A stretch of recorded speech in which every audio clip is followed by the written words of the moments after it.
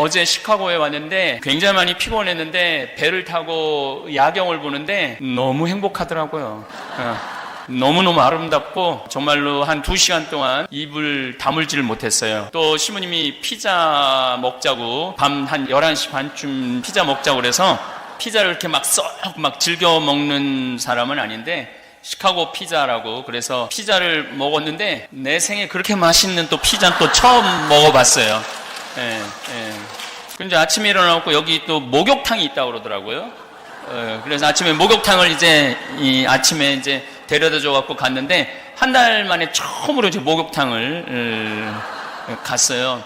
그래갖고 막 때를 미는데 얼굴을 막 미는데 얼굴에 때가 막 너무 많이 나오더라고요. 아프리카 때가.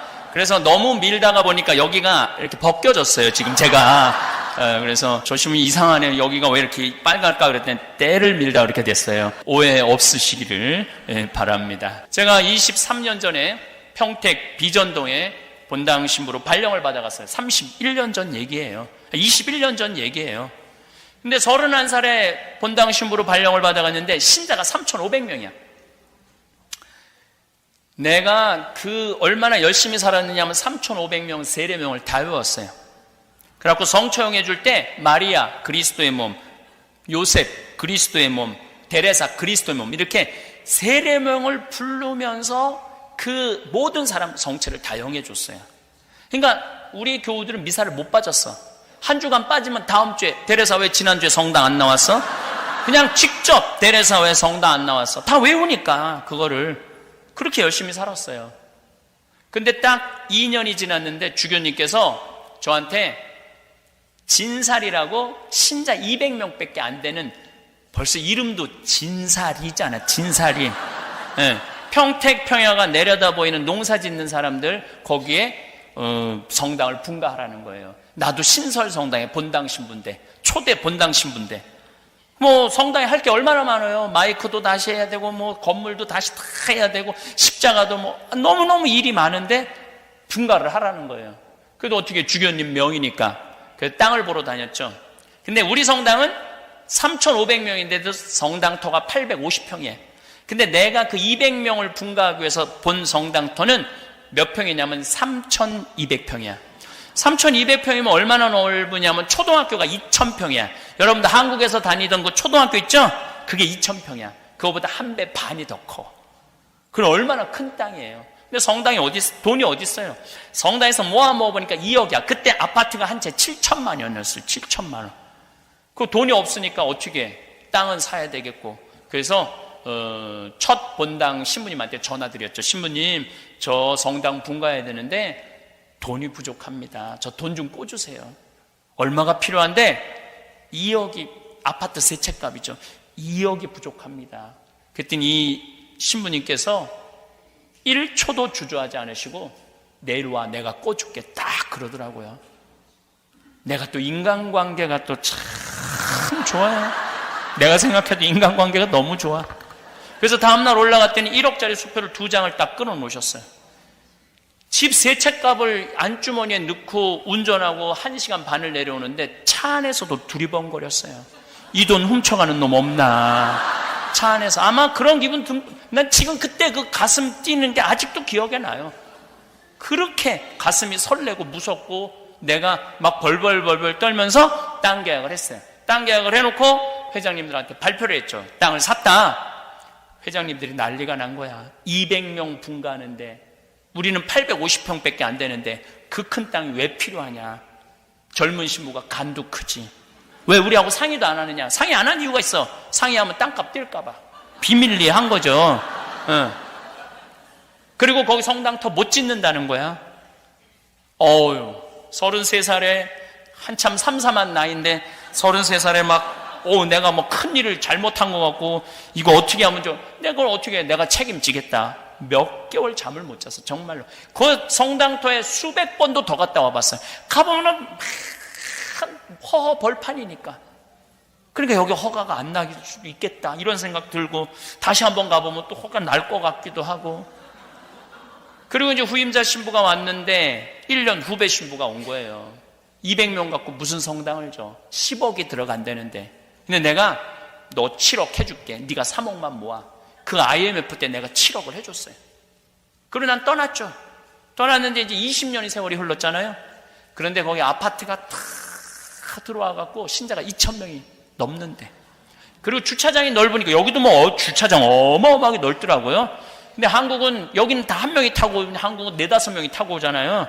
주차장 걱정이 없다는 거야. 그러니까 밭이 넓으니, 땅이 넓으니까 뒤에 뭐 배추 심어갖고 김장 해먹고, 또 그냥 이제 나무가 우거져갖고 여름에는 바깥에다 커피숍 셔놓고 럭셔리 커피도 먹고, 아파트 사람들이, 성당 사람이 즐기는 게 아니라 아파트 사람들이 저녁에 애들 유모차 끌고 와서 즐긴다는 거. 너무너무 행복한 거야. 그런데 그렇게 내가 마음고생해서 땅 사고 분가한 거 아무도 몰라. 누구만 알아? 나만 알아. 나만 아는 거예요. 여기 계신 여러분들 이민 와갖고 정말 뭐 어떤 분은 막 40달러 갖고 온 분도 있고 100달러 갖고 온 분도 있고, 정말로 하루하루 그렇게 한 거 자식들이 알 것 같아요? 몰라요. 몰라. 또 고생한 거 얘기하면 애들이 뭐라 그래? 엄마 그만해. 한 번만 하면 100번째야. 이거 얘기해도 몰라. 얘기 안 해도 모르고. 그러니까 고생한 걸 누구만 아느냐면 나만 아는 거예요. 나만. 그러면 그런 고생한 거 나만 아는 나한테 가장 잘해줄 수 있는 사람은 누구밖에 없을까요? 나밖에 없어요. 우리는 큰 착각을 하고 사는 거예요. 내 행복은 남편이 책임져 주는 것도 아니고 자식이 책임져 주는 것도 아니에요. 내 행복은 누가 책임져내냐면 내가 책임지는 거, 내가.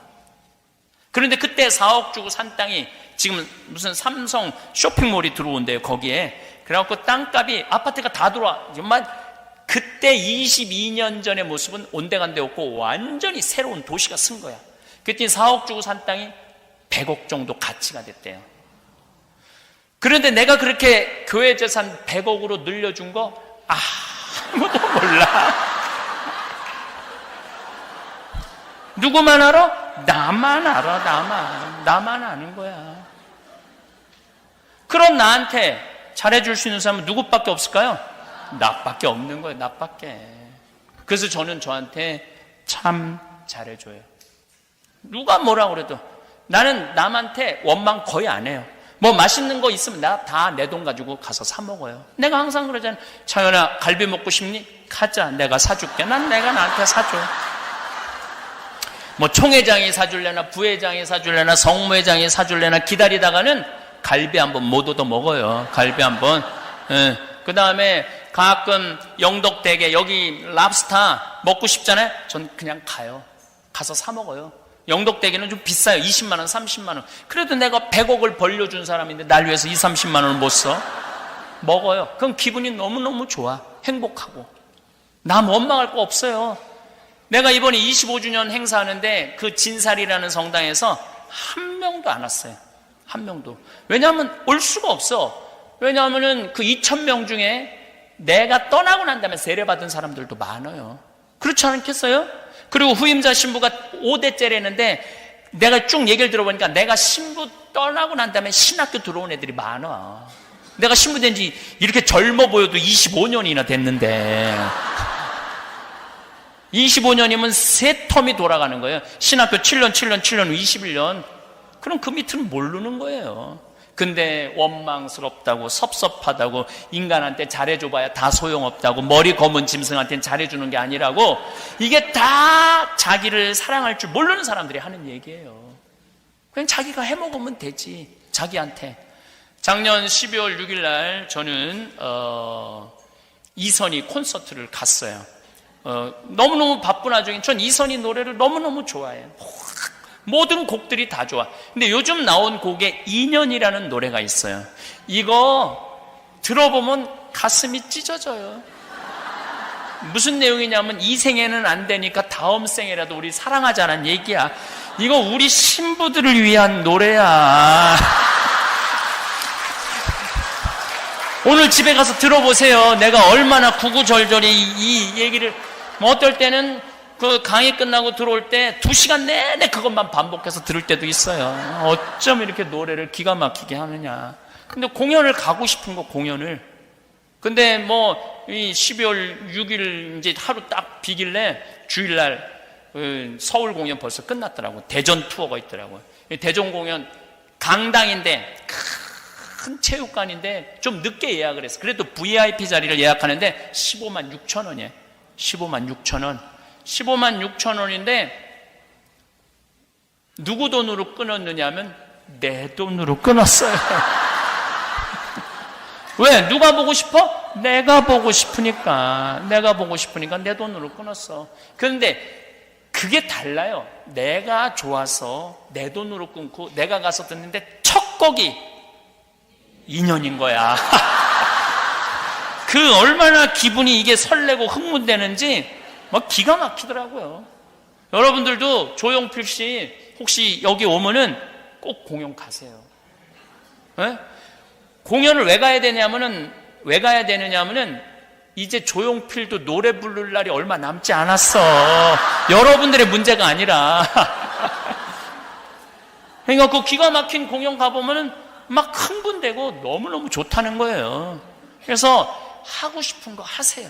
그리고 지질이 복도 없는 년이 냉면 먹지 말고 이제까지 미국에 와서 30년 동안 애쓴 멋있게 사는 나한테 한턱 쏴서 먹는 냉면. 그래갖고 눈물찍 콧물찍 흘리지 말고 난 정말 멋있게 살아왔어. 난 정말로 이 미국에 와서 이 정도면 난 훌륭해. 나는 오늘 냉면 먹을 시카고 피자 먹을 자격 있어.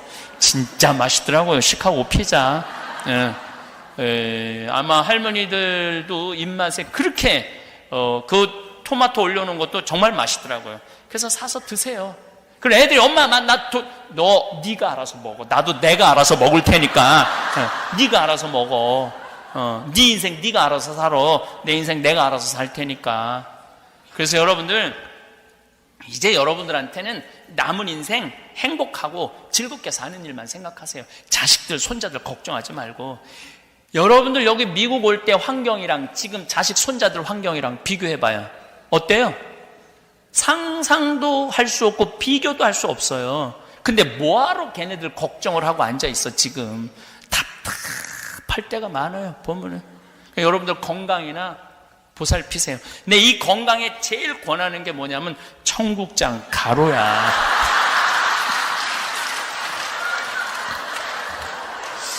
내가 그 청국장 이 가루를 10년 전부터 만들어 팔기 시작했는데 첫 해 500만 원, 둘째 5천만 원, 올해는 30억, 300만 달러, 3밀리언을 판매를 해요. 근데 이게 뭐 그냥 내가 들고 다닌다고 이렇게 팔 수 있을 것 같아요? 절대 못 팔아요. 우리가 하루에 택배로 나가는 게 1,000만 원어치야. 사람들이 먹어보고 좋다는 거예요.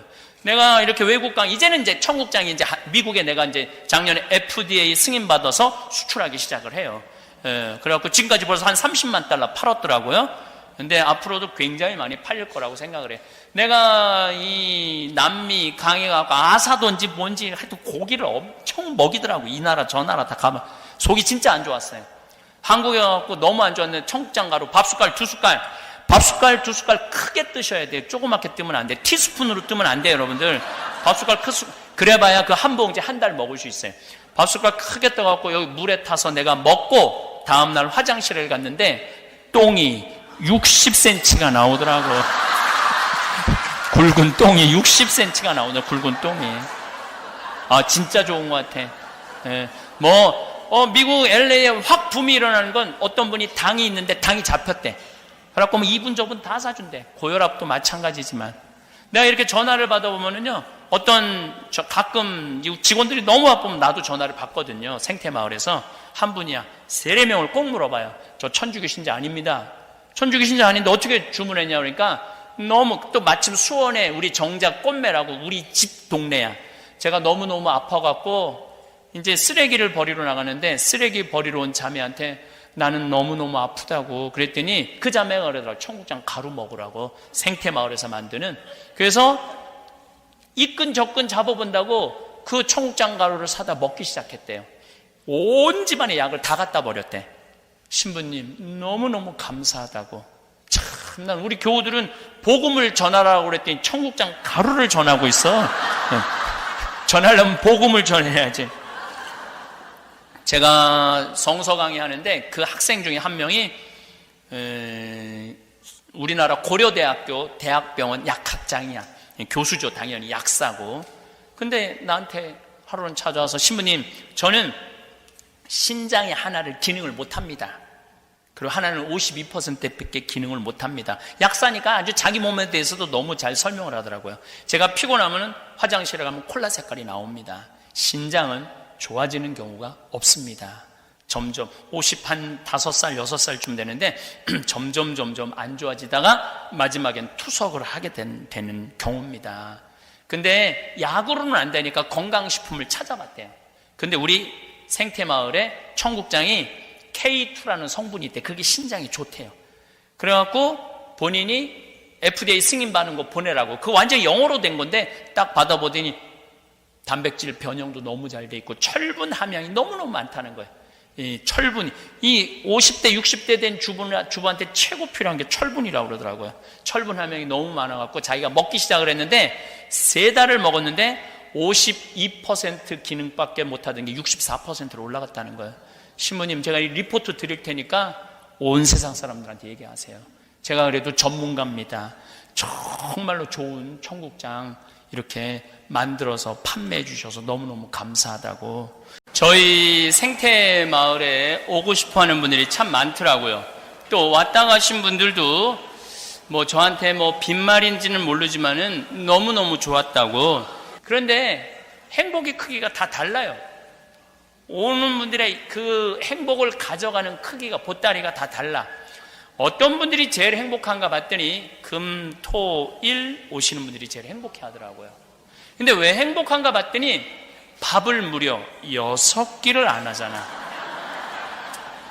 주부가 밥 6끼 안 하는 것처럼 행복한 일이 어디 있어요? 그것도 이분들이 제일 럭셔리예요. 뭐 식사 끝나고 나면은 커피 딱 뽑아갖고 강이 내려다 보이는 데크에 앉아갖고 커피도 마시고 산책도 막 이브닝 드레스 입고 산책도 쫙 하고 그래요. 왜 그렇게 럭셔리한가 봤더니 설거지를 6번을 안 하잖아요. 주부가 설거지 6번 안 하고 밥 6번 안 하는 것처럼 행복한 일이 어디 있어요?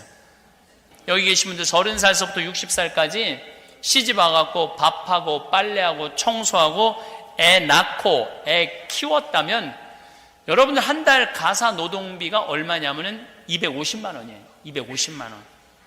그럼 30년 동안 밥하고 빨래하고 청소하고 애 낳고 애 기르는 여기 우리 60대 된 아줌마들은 남편하고 자식한테 얼마를 청구할 자격이 있느냐면 9억을 청구할 자격이 있어요.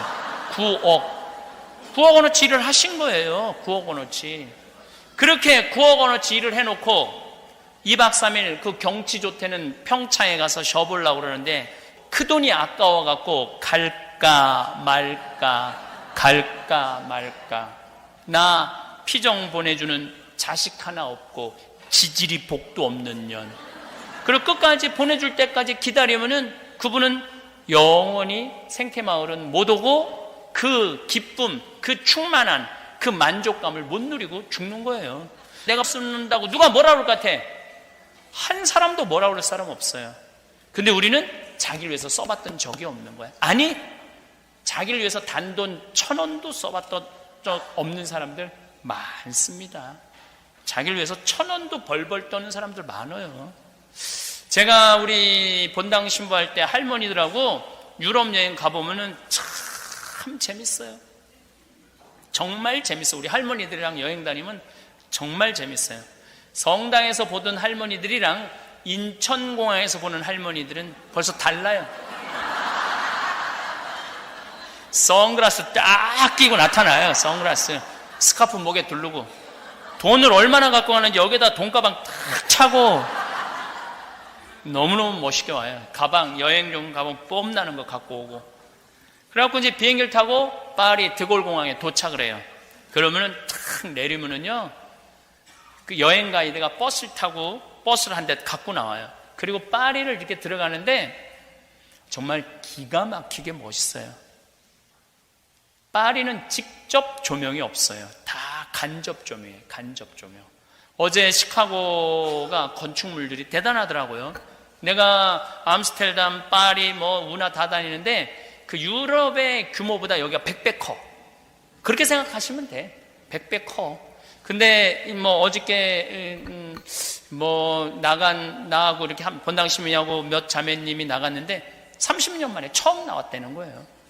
그러니까 여기 살아도 내가 보기에는 지질이 복도 없는 년들이 사는 거야. 여기 살아도. 얼마나 멋있고 얼마나 럭셔리하고, 그리고 거기 그 조그만 뭐라고 그래야 되나, 그 배 있잖아요. 저 갖고 너무너무 행복하게 지내더라고. 그 사람들이 이렇게 잠깐 봐도 그 파티에 그거에 보면 참 멋있게 지내더라고요. 어쨌거나 하여튼 파리도 참 멋있어요. 직접 조명이 없어. 다 간접으로 비치는 거. 다 간접으로. 그래서 은은해요.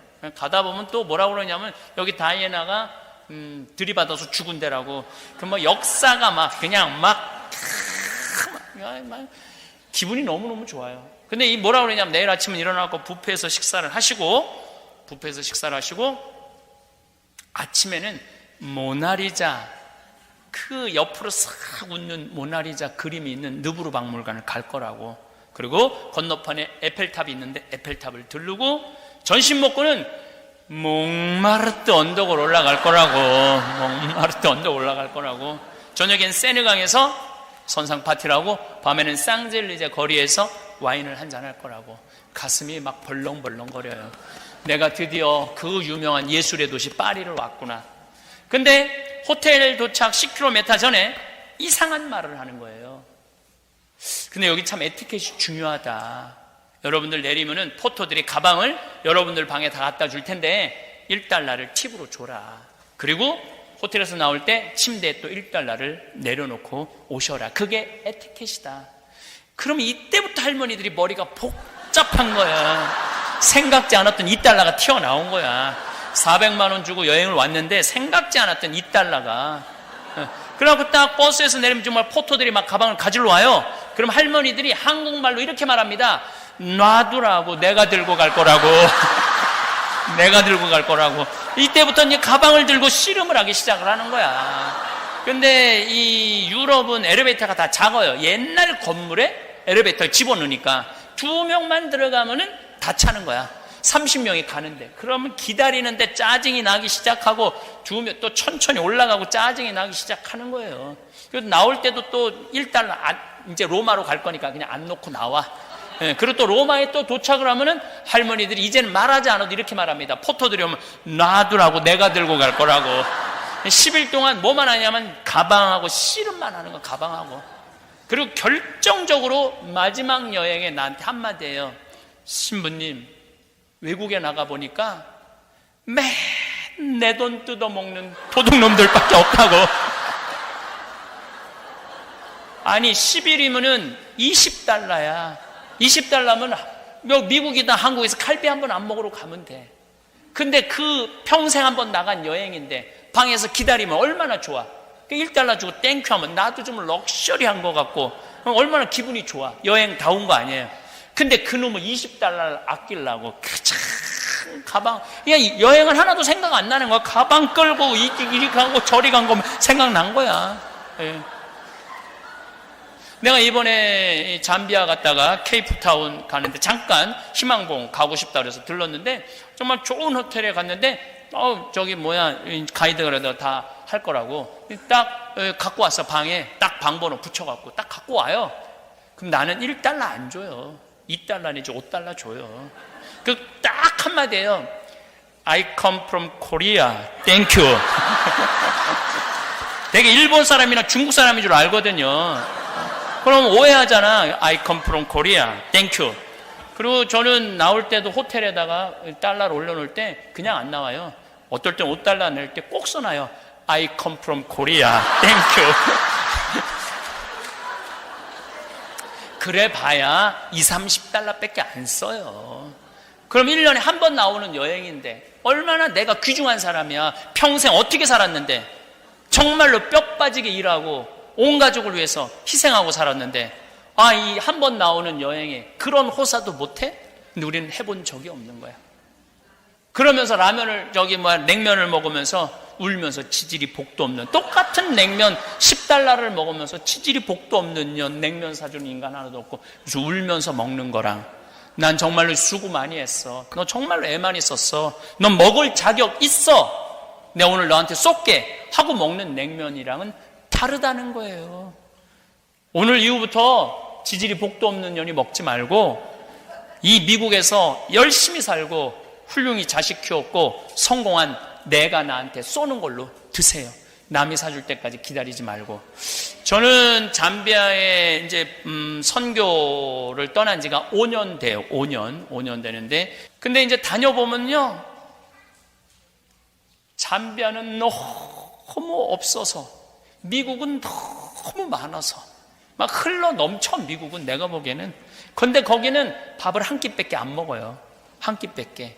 근데 3년 전에 제가 정글에를 들어갔어요. 정글이라는 건 부시, 풀이 많이 자라고 나무도 많아요. 그런데 정글에를 들어가려면은 새벽 3시에 일어나갖고 22시간을 타고 들어가야 돼요. 버스를. 밤 11시 반에 도착해요. 깜깜한 밤에 도착을 해. 다음날 일어나 보니까 정글에 22시간 들어간다는 건 정글에서 아프면 죽어야 돼, 그 사람들은. 나는 차가 있으니까 들어가지만은 그 사람들은 죽어야 돼. 그랬더니 수녀님들이 정글에다가 병원을 줘놨더라고요. 상상도 못할 정글에다 병원을 줘놓은 거야. 거기 입원실도 있고 다 있어. 근데 병원 옆에 간호대학이 있어야 된다는 거예요. 간호대학을 짓는데 수녀님들이 기초만 쳐놓고 돈이 없어갖고 폐허처럼 만들어 놨더라고요. 야, 이 수녀님들이 20년 동안 이곳에서 이 고생을 하는데 나는 한국에서 얼마나 호강을 해. 대한민국에서 항상 사람들이 그래. 신부님 박근혜 대통령보다 더 호강하는 분이 신부님이라고. 실질적으로 더 호강하고 있고. 그런데 나는 이렇게 호강을 누리는데 이 간호대학을 이렇게 폐허로 만들어 마음이 짠하더라고요. 근데 내가 여러분 오늘 사는 사신책, 삶교환기, 농사꾼 신부, 유럽에 가다 사는 맛, 사는 멋 책이 한번 나오면은 정말 많이 팔려요. 그래갖고 인세가 2억이 들어와 있더라고. 2억이. 내가 그 돈이 뭐가 필요해? 마누라가 있어, 자식이 있어. 사실 신부들한테는 돈 별로 필요 없거든. 근데 보통 신부님들한테 그렇게 돈이 있지를 않아요. 근데 저는 돈이 정말로 많이 들어와요. 남이 주는 게 아니라 내가 버는 거야. 내가 강사료도 많이 받고, 강사료보다는 인세가 훨씬 많죠. 인세가 훨씬 많은데 내가 수녀님한테 그랬어. 수녀님, 내가 인세가 있으니까 이거 간호대학 내가 져주겠다고. 이 사람 저 사람 언제 모금하러 다녀? 그냥 내가 하면 되지. 그래갖고 이제 인세가 계속 들어올 때마다 우리 직원들한테 500만 원, 1000만 원, $10,000, 5,000달러 계속 보냈어. 이제 1년이 지나고 났는데 우리 직원들이 그러더라고요. 신부님 잠비아에서 무슨 일을 하는지 자기네들도 보고 싶다는 거예요. 그래서 작년에 따라왔어, 우리 직원들이. 그래갖고 이제 또 간호대학이 젖었다니까 내가 가보자. 그래갖고 22시간을 타고 밤 11시에 도착해. 다음날 딱 아침에 일어났는데 간호대학 어마어마한 건물이 젖은 것 같아, 대학이. 그랬더니 우리 직원들이 칭찬하는 게 아니라 나를 혼을 내더라고요. 신부님, 돈을 이렇게 다 써버리면 어떻게 하느냐고. 신부님, 은퇴하면은 지금이야. 밥 사주는 사람도 많고, 초대하는 사람도 많고, 강사료도 많고, 인세도 많은데, 은퇴하면 찾아오는 사람 아무도 없고, 신부님 용돈 주는 사람 아무도 없다는 거야. 그리고 운동하고 싶고, 여행 다니고 싶고, 맛있는 거 먹고 싶고, 신부님 맛있는 거 먹으러 다니는 거 좋아하는데, 누가 사주느냐 이거야. 그럼 돈을 이렇게 써버리면 어떻게 하냐고. 모아놔야지. 막 나를 혼을 내더라고요. 근데 저는 정말 그런 생각을 했어요. 내가 20년 후에 살지 안 살지 내가 어떻게 알아? 그렇지 않아요? 20년 후에 살지 안 살지 어떻게 살아? 그 20년 후에 쓰려고 지금 가만히 있긴 싫어요. 지금은 얼마든지 다니면서 활동할 수 있잖아요. 의미 있는 일을 할 수 있잖아요. 벌써 간호대학 줘줬죠. 그 다음에 또 그 정글 안에 고등학교가 있는데 나름대로 정글에서 제일 똑똑한 애들이 그 학교에 모이는 거야. 그런데 기숙사가 없으니까 멀리 있으니까 친척 집에 와서 애들이 학교를 다니는 거예요. 그런데 거기는 방이 딱 하나예요. 방이 하나. 근데 몇 명이 잠을 자느냐? 10명, 11명이 잠을 자는 거야. 제가 가정방문을 가보니까 이해가 돼. 밤에 전기가 없어요. 열쇠미 안 그래도 깜깜한 사람들인데 깜깜한 데서 자는 거 아니에요. 이거 가봐야 알아. 그래서 내가 항상 하는 얘기야. Come and see. 와서 봐야 돼. 근데 수녀님이 나한테 그러는 거야. 신부님, 얘네들 기숙사에 있으면 한창 공부하려고 여기를 깨우칠 애들인데 기숙사 줘달라는 거죠.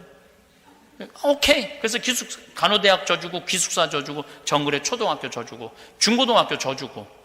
근데 막 나는 지금 너무 신나는 거예요. 그 생각만 하면 막 가슴이 막 벌렁벌렁거리고 너무 신이 나. 그래서 지금은 마음껏 돌아다니고 이제 신학교 줘줘요. 신학교 잠비아에는 신학생이 350명이 있대요. 350명이 있는데 신학교 건물이 없는 거야. 그래서 1, 2학년은 철학과 일반 루사과에 있는 대학에 다니고 3, 4학년은 또 뭐 어디 수도원 다니고 5, 6, 7학년만 어디 뭐 한 3시간 떨어진 데 있다는 거. 그러면 신학교 교육이 안 되거든요. 선후배 관계도 안 되고 우리 신부님하고 나하고도 신학교 때 같이 공부한 동문이거든. 그럼 마음이 벌써 달라요. 그런 연관성이 있어야 되는데 그 반달 주교님이라고 잠비아는 신자가 천주교 신자가 500만 명이에요. 인구가 1,500만 명인데. 예. 그런데 나한테 주교님이 와서 그러는 거예요. 신부님 신학교 좀 줘달라는 거예요. This is my life 그러더라고요. 다른 건 안 드리는데 그거 확 들어오더라고요. This is my life. This project this is my life. 딱 그러는 거예요. 야 주교님이 이렇게 열정적이구나. 그래서 이번에는 신학교 이제 짓기 시작하는데 마침 그때 미국 우리 천주교 교우들 LA 쪽 교우들이 13명이 작년에 갔어요. 여러분들이 저라 미국에서 돈 벌었다고 잘난 척하지 말고. 내가 이것도 내일 말씀드리겠는데 미국 교회가 지금 갈등의 원인이 뭐냐면 미션이 끝나서 그래요. 무슨 미션이 끝나느냐면 여러분들 여기 와갖고 애들 공부시키고 돈 벌고 다 했잖아. 이제 다 끝났어. 지금 60, 70대 은퇴했어. 목표가 없어진 거예요. 목표가 없어지니까 나 돈도 벌고 이 좋은 미국에서 호텔 같은 집에서 사는데 알아주기를 바라는 거야. 어떤 놈이든. 안 알아주면 저놈이 내가 얼마나 고생을 했는데 나를 무시해. 그리고 그냥 서로 머리통이 터지게 싸우는 거야. 새로운 미션을 가지라는 거예요. 잠비아에 신학교 줘주고 나미비아 신학교 줘주고 모잠비크 신학교 줘주고 나미비아 보츠와나 거기 다 가톨릭이거든요. 미국에서 돈 벌면 뭐 할 거야. 그거 가지고 그냥 골프나 치러 다니고 네가 잘났느니 내가 잘났느니. 근데 그 미국 공동체 LA 공동체 하겠다는 거야. 작년에 13명 모였는데 올해 100명 모였더라고요. 신이 나는 거야. 너무너무 신이 나더라고요. 그러니까 나는 지금 원도 한도 없이 돌아다니면서 일하고 싶다는 거예요. 내가 돈을 다 썼어. 벌써 다 썼어요. 지금 돈이 없어. 지난번에 돈 다 떨어져갖고 국장한테 야 50만 원만 좀 꽂아라. 100만 원만 좀 꽂아라. 한 주일 그랬어. 한 주일. 어쨌거나 그렇게 다 하다가 내가 70살에 안 죽었어. 근데 주머니에 돈이 한 푼도 없어. 그럼 난 어떻게 할 거냐면은 집에 사제관에 가만히 앉아 있을 거야. 돈 없는데 어떻게 해. 그냥 가만히 앉아 있어야지.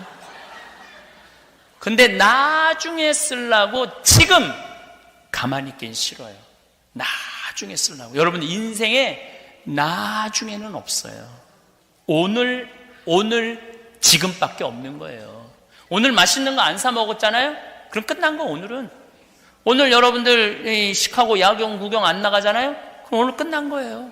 어저께 우리가 불금이라서 불타는 금요일을 어저께 우리가 보냈거든. 너무 좋더라고요. 얼마나 행복해. 근데 나중은 없는 거예요. 여러분 인생 기다려주지 않아요. 그리고 내가 이렇게 얼굴 보니까 돈 쓸 수 있는 마지막 얼굴들이 많아. 마지막 얼굴들이 진짜 많아. 나중에 언제 쓰려고. 쓰려면 언제 써? 지금 써야 돼. 지금 쓰려면 지금 써야 돼. 제가 왜 이런 말씀을 여러분들한테 감히 드리느냐 하면은 우리 생태마을에 많은 암 환자들이 찾아와요. 그리고 마지막 죽음을 앞둔 분들이 많이 찾아와요. 근데 뭐 90대를 찾아오지 않아요. 대개 60대신 분들, 50 후반부들이 많이 찾아와요. 그럼 이분들이 이런 얘기를 해요. 신부님, 저 30년 동안 토요일, 일요일도 없이 휴가도 없이 뒤도 안 돌아보고 앞만 보고 살아왔습니다. 이제 돈도 많이 벌었고 자식도 다 키워놔서 나 이제 호강하려고 마음 먹었는데, 그래갖고 이제 여행도 다니고 그러려고 그러는데 밥 좀 먹으면 속이 이상해갖고 병원에 가보니까 암인데 몸에 다 퍼졌는데 3개월밖에 안 남았답니다. 신부님, 돈은 있는데 시간이 없어요. 신부님하고 그 조태는 이스라엘 성지순례 도보 여행도 하고 싶고, 신부님하고 잠비아도 가고 싶고 봉사활동도 하고 싶은데 저한테는 이제 시간이 없어요. 3개월밖에 안 남았대요. 그 한 분이 얘기하는 게 아니야. 그래서 그분들이 마지막으로 하는 얘기가 뭐냐면은, 왜 젊었을 때 그럴 수 있었는데, 젊었을 때 여행 다닐 수 있었고, 젊었을 때 좋은 일 할 수 있었고, 젊었을 때 쉴 수 있었는데 왜 나한테 그렇게 가혹하게 했는지 모르겠다고. 그래서 마지막에 얻은 마지막 선물이 암으로 세상을 떠난다고. 그러면서 하는 얘기가 있어요. 신부님 강론이 그전에는 구구절절이 안 들어오는데 암에 걸려보니까 왜 신부님이 갈비 먹고 싶으면 지금 사 먹으라고 얘기하는지 이제 알 것 같다고. 이제는 저한테는 더 이상의 시간이 없어요. 그리고 눈물을 흘리는 분들을 보면서 제가 참 많은 걸 깨달아요. 여기 계신 여러분들도 매일 오늘이 내일 같고 내일이 오늘 같고 그렇게 살지 마세요. 오늘 뜨겁게 사세요. 오늘 행복하게 사세요. 신부님, 그런데 신부님 말대로 다 했는데 10년이 지났는데 그때도 안 죽으면 어떻게 해요? 걱정하지 마세요. 그때 안 죽으면은 집에 가만히 있으면 돼. 그때 안 죽으면 집에 가만히 있으면 되지. 살아오면서 우리는 참 많은 일들을 겪습니다. 어떤 날은 하늘이 무너질 것 같고, 어떤 날은 온 세상이 등을 돌린 것 같기도 합니다. 그런 날들을 하나하나 견뎌내며 오늘에 이르렀는데, 문득 뒤를 돌아보면 그 고생스러웠던 시간들을 진짜로 아는 사람은 오직 나 혼자뿐이라는 생각이 듭니다. 아침마다 일어나 하루를 버텨내는 것조차 힘겨웠던 시절이 있었습니다. 남들 눈에는 평범해 보였을지 모르지만 내 마음속 깊은 곳에서는 매일이 전쟁 같았던 날들 말입니다. 아무도 모르게 흘린 눈물, 아무에게도 말하지 못한 아픔, 혼자서만 끙끙 앓았던 걱정들이 쌓이고 쌓여 어느새 단단한 바위처럼 마음 한구석에 자리 잡고 있었습니다. 그때는 누군가가 알아주기를 바랐습니다. 내가 얼마나 힘든지, 내가 얼마나 애쓰고 있는지 누군가가 봐주고 인정해주기를 간절히 원했습니다. 하지만 세상은 저마다 바쁘고 사람들은 각자 자신의 삶에 충실할 뿐이었습니다. 내 고생을 온전히 이해해줄 사람은 없었고, 때로는 가장 가까운 사람들조차 내 마음을 제대로 헤아리지 못했습니다. 처음에는 섭섭했습니다. 왜 아무도 내 노력을 알아주지 않을까? 왜 내가 이렇게 힘든지 아무도 관심을 갖지 않을까 하는 원망이 마음 깊숙이 뿌리내렸습니다. 밤이면 천장을 바라보며 내 인생이 이렇게 외로운 것인가 하는 쓸쓸함에 잠 못 이루는 날들이 이어졌습니다. 내가 겪은 시련들, 내가 참아낸 아픔들을 아무도 모른다는 사실이 때로는 더 큰 상처가 되기도 했습니다. 하지만 시간이 흐르면서 조금씩 깨닫게 되었습니다. 사실 그 고생을 가장 잘 아는 사람은 바로 나 자신이라는 것을 말입니다. 내가 얼마나 단단한 사람인지, 내가 얼마나 많은 것들을 견뎌냈는지, 내가 얼마나 용감하게 살아왔는지를 가장 잘 아는 사람은 다른 누구도 아닌 나라는 사실을 받아들이게 되었습니다. 어느 날 문득 거울 속 내 모습을 바라보며 생각했습니다. 이 얼굴에 새겨진 주름 하나하나가 내가 살아온 증거이고, 이 눈빛 속에 담긴 깊이가 내가 겪은 모든 일들의 흔적이라는 것을 말입니다. 다른 사람들이 알아주지 않아도 괜찮다는 마음이 서서히 자리 잡기 시작했습니다. 내가 나를 가장 잘 알고 있고, 내가 나의 가장 든든한 증인이라는 사실이 오히려 위로가 되었습니다. 돌이켜보면 그 혼자만의 시간들이 헛되지 않았습니다. 아무도 모르게 흘린 눈물들이 나를 더욱 깊이 있는 사람으로 만들어 주었고, 혼자서 끙끙 앓았던 고민들이 나를 더욱 단단하게 키워주었습니다. 남들의 인정을 받지 못해도 스스로를 믿고 일어설 수 있는 힘을 기르게 해주었습니다. 이제는 알 것 같습니다. 인생에서 가장 소중한 인정은 다른 사람의 인정이 아니라 자기 자신의 인정이라는 것을 말입니다. 내가 나의 노고를 인정하고, 내가 나의 노력을 알아주고, 내가 나를 위해 박수 쳐주는 것이야말로 진짜 의미 있는 일이라는 깨달음이 마음속 깊이 자리 잡았습니다. 그래서 이제는 당당합니다. 내가 겪은 고생들을 온전히 아는 사람이 나뿐이라는 사실이 더 이상 외롭지 않습니다.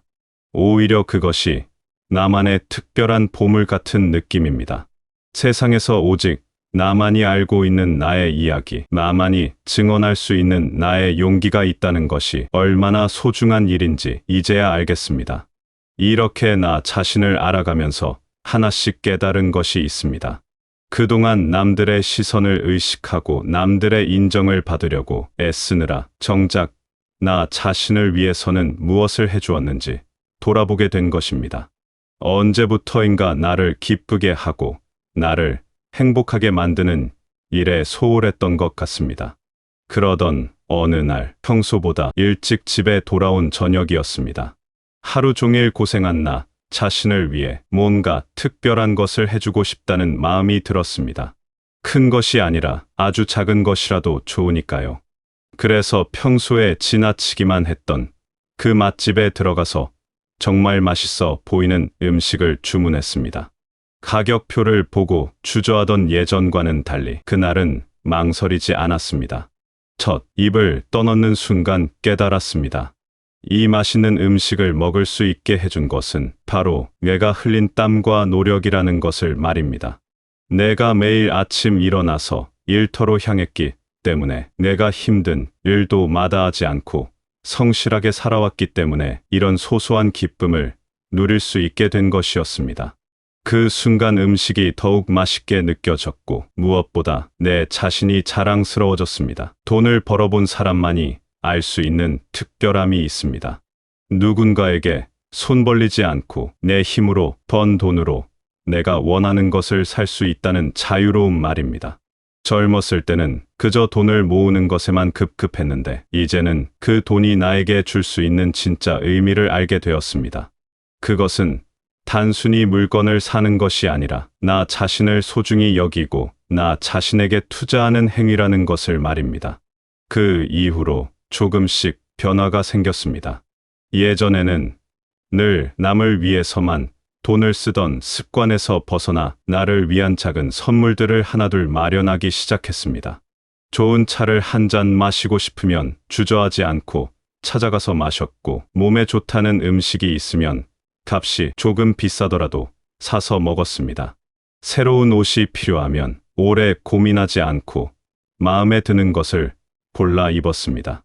처음에는 이런 모습이 낯설기도 했습니다. 평생 검소하게 살아온 습관 때문에 나 자신을 위해 돈을 쓰는 것이 어색하고 죄스럽기까지 했습니다. 하지만 점점 깨달았습니다. 내가 나를 아끼지 않으면 누가 나를 아껴줄 것인가 하는 생각이 들었습니다. 내가 나에게 잘해주지 않으면서 남들이 나에게 잘해주기만을 바라는 것은 너무 일방적인 기대였습니다. 맛있는 음식을 먹으면서 느끼는 행복은 참으로 단순하면서도 확실한 것이었습니다. 복잡한 조건이나 까다로운 요구사항이 없었습니다. 그저 내가 원하고 내가 좋아하면 그것으로 충분했습니다. 누구를 설득할 필요도 없고 누구에게 양해를 구할 필요도 없었습니다. 온전히 나만을 위한 나만의 시간이었습니다. 이런 작은 경험들이 쌓이면서 나 자신에 대한 생각도 바뀌기 시작했습니다. 나는 충분히 좋은 음식을 먹을 자격이 있는 사람이고, 나는 충분히 좋은 것들을 누릴 만한 가치가 있는 사람이라는 확신이 서기 시작했습니다. 그동안 너무 오랫동안 나 자신을 뒷전으로 밀어두고 살아왔다는 것을 깨달았습니다. 음식 하나를 먹더라도 마음가짐이 달라졌습니다. 예전에는 그저 배고픔을 달래는 수단이었다면 이제는 하루 동안 수고한 나 자신에게 주는 상이 되었습니다. 내가 나를 격려하고 내가 나를 위로하는 방법이 되었습니다. 그 시간만큼은 세상의 모든 걱정을 잠시 내려놓고 오직 내 입맛과 내 기분에만 집중할 수 있었습니다. 돌이켜보면 이런 작은 행복들이 나를 더욱 단단하게 만들어 주었던 것 같습니다. 힘든 일이 있어도 오늘 저녁에는 맛있는 것을 먹어야겠다는 작은 기대가 하루를 버텨나가는 힘이 되어 주었습니다. 내일은 어떤 좋은 일로 나 자신을 기쁘게 해줄까 하는 상상이 삶에 활력을 불어넣어 주었습니다. 어느 날 라디오에서 흘러나오는 노래를 들으며 문득 생각이 들었습니다. 이 가수의 콘서트를 한번 보고 싶다는 마음이었습니다. 예전 같았으면 그런 생각이 들어도 금세 다른 핑계들을 만들어냈을 것입니다. 나이도 이제 그렇고 콘서트장에 가면 젊은 사람들만 있을 텐데 어울리지 않을 것 같고 티켓값도 만만치 않고 혼자 가기에는 왠지 쓸쓸할 것 같고 하는 여러 가지 이유들 말입니다. 하지만 그날은 달랐습니다. 그냥 가고 싶으니까 가면 되는 것이 아닌가 하는 생각이 들었습니다. 다른 사람들의 시선이 그리 중요한가? 내가 듣고 싶은 노래를 들으며 즐거워하는 것이 잘못된 일인가 하는 마음이 솟아올랐습니다. 그래서 바로 그날 인터넷으로 티켓을 찾아보았고 좋은 자리는 아니었지만 그래도 마음에 드는 위치에 표를 구할 수 있었습니다. 티켓을 예매하는 순간의 떨림을 지금도 기억합니다. 마치 어린아이가 놀이공원에 가기로 한 것처럼 설레고 기대되었습니다. 오랫동안 잊고 지냈던 그런 순수한 기쁨이었습니다. 콘서트 날짜가 다가올수록 무엇을 입을지, 몇 시에 나가야 할지 하나하나 계획을 세우는 것도 즐거웠습니다. 콘서트 당일 회장에 도착해서 보니 정말 다양한 사람들이 있었습니다. 젊은 사람들도 많았지만 나와 비슷한 또래의 사람들도 제법 보였습니다. 모두들 같은 마음으로 이 자리에 온 사람들이구나 하는 생각에 괜히 반가워졌습니다. 음악이 시작되고 가수가 무대에 올라오는 순간 그동안의 모든 걱정들이 사라졌습니다. 그저 좋은 음악에 푹 빠져서 시간 가는 줄도 모르고 즐겼습니다. 집으로 돌아오는 길에 마음속으로 다짐했습니다. 앞으로는 하고 싶은 일이 있으면 이렇게 더 과감하게 해보자고 말입니다. 나이를 핑계로, 체면을 핑계로, 혹시나 하는 걱정을 핑계로 스스로를 가두고 살 필요는 없다는 생각이 들었습니다. 세상에는 내가 아직 경험해보지 못한 즐거운 일들이 얼마나 많은지 새삼 깨달았습니다. 그 이후로 조금씩 변화가 생겼습니다. 박물관 전시회가 열린다는 소식을 들으면 주저하지 않고 찾아갔고 새로 생긴 카페가 궁금하면 혼자라도 가서 커피를 마셨습니다. 동네에서 하는 작은 축제도 기꺼이 구경하러 나갔고 평소 관심 있던 취미 강좌에도 용기를 내어 신청해 보았습니다. 물론 처음에는 어색하고 어려웠습니다. 평생 남들 눈치를 보며 조심스럽게 살아온 습관을 바꾸는 것이 쉬운 일은 아니었으니까요. 하지만 하나씩 경험을 쌓아가면서 자신감도 생기고 새로운 재미도 발견하게 되었습니다. 나 혼자서도 충분히 즐길 수 있는 일들이 이렇게 많다는 것을 알게 되었습니다. 가장 큰 변화는 마음가짐이었습니다. 예전에는 뭔가 새로운 일을 하려고 할 때마다 온갖 걱정부터 앞섰는데 이제는 일단 해보고 생각하자는 마음이 생겼습니다. 잘못되면 어떡하나 하는 걱정보다는 안 해보고 후회하는 것이 더 아깝다는 생각이 앞서게 되었습니다. 이런 경험들을 통해 깨달은 것이 있습니다. 진짜 용기란 거창한 것이 아니라는 점입니다. 내가 하고 싶은 일을 솔직하게 인정하고 그것을 위해 작은 발걸음이라도 내딛는 것이 바로 용기라는 생각이 들었습니다. 남들이 뭐라고 할까봐 주저하는 대신 내 마음이 원하는 것에 귀 기울이고 그것을 실행에 옮기는 것이야말로 진정한 용기가 아닐까 합니다.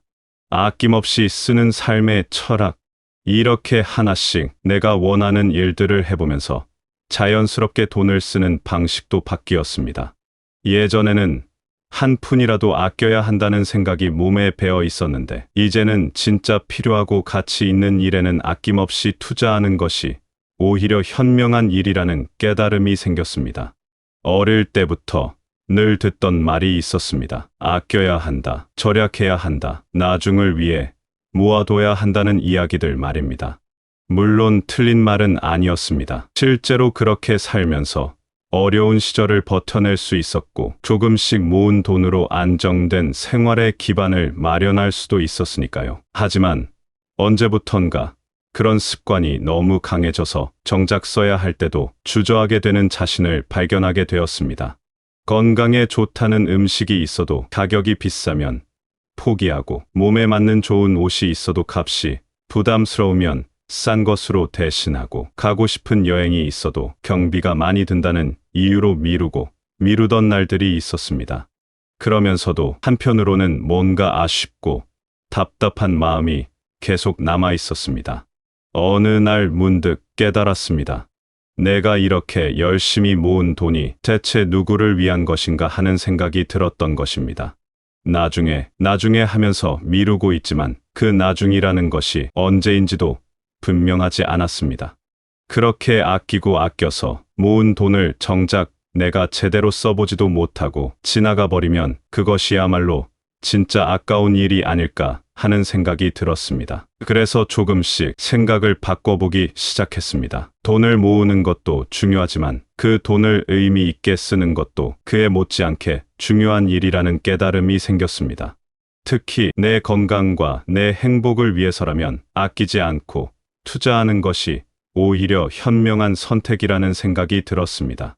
몸이 아프면 병원비로 더 많은 돈이 들어갑니다. 마음이 우울하면 그것을 달래기 위해 또 다른 비용이 필요합니다.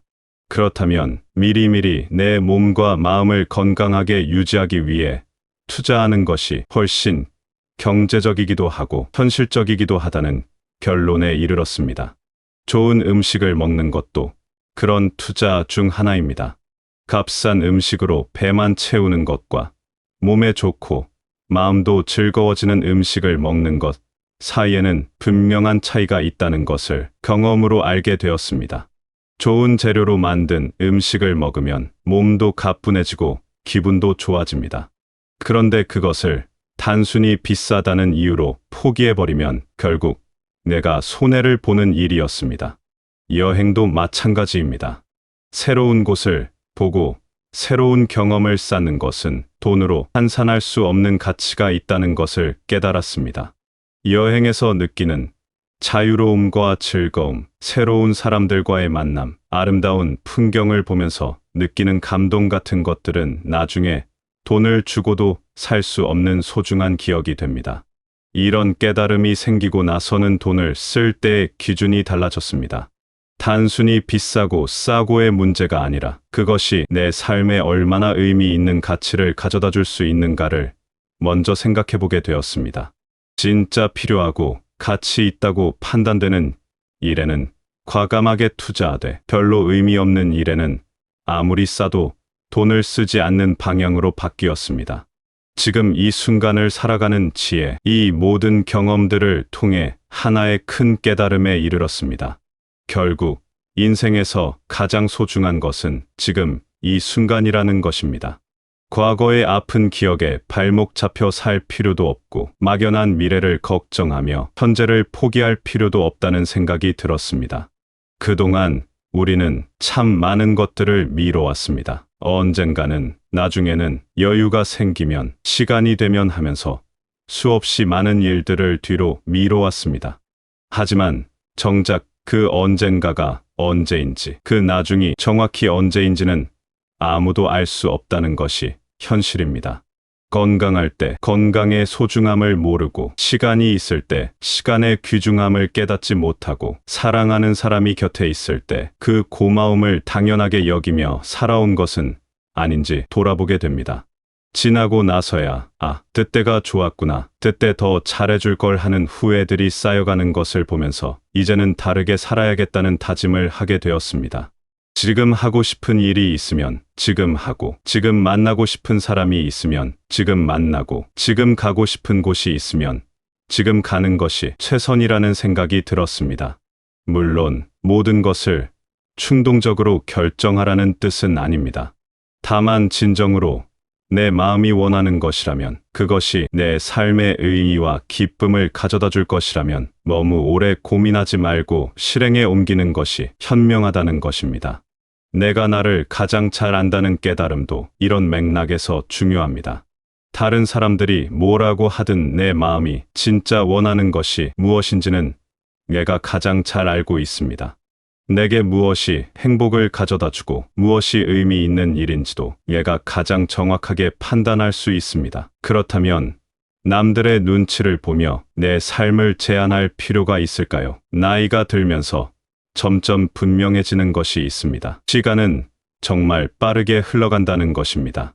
어제 같은 일이 벌써 몇 년 전 일이 되고 금방이라고 생각했던 계절이 어느새 다시 돌아와 있습니다. 이런 시간의 흐름을 실감할수록 지금 이 순간의 소중함이 더욱 크게 다가옵니다. 그래서 이제는 좀 더 솔직하게 살려고 합니다. 내 마음에 들지 않는 일은 억지로 참지 않고 내가 좋아하는 일은 당당하게 즐기려고 합니다. 내 돈으로 내가 원하는 것을 사는 일에 죄책감을 느끼지 않고 내가 하고 싶은 일을 하는 것에 변명하지 않으려고 합니다. 물론 완전히 이기적으로 살자는 뜻은 아닙니다. 다른 사람들과의 관계도 소중하고 사회의 일원으로서 지켜야 할 책임도 있습니다. 다만 그런 것들과 함께 나 자신을 위한 시간과 공간도 충분히 확보하면서 균형 잡힌 삶을 살아가려는 것입니다. 돌이켜보면 지금까지 참 열심히 살아왔습니다. 많은 어려움도 겪었고 힘든 시절도 견뎌냈습니다. 그런 내 자신이 이제는 좀 더 자유롭게, 좀 더 즐겁게 살아갈 자격이 충분히 있다고 생각합니다. 앞으로 남은 시간들을 더욱 알차게, 더욱 의미 있게 보내시길 바라겠습니다. 지금 이 순간, 내가 건강하고 내가 원하는 일을 할 수 있다는 것 자체가 얼마나 큰 축복인지 새삼 느끼게 되니까요. 이런 마음가짐으로 하루하루를 살아간다면 매일이 새로운 가능성으로 가득한 선물 같은 시간이 되실 거라고 믿습니다.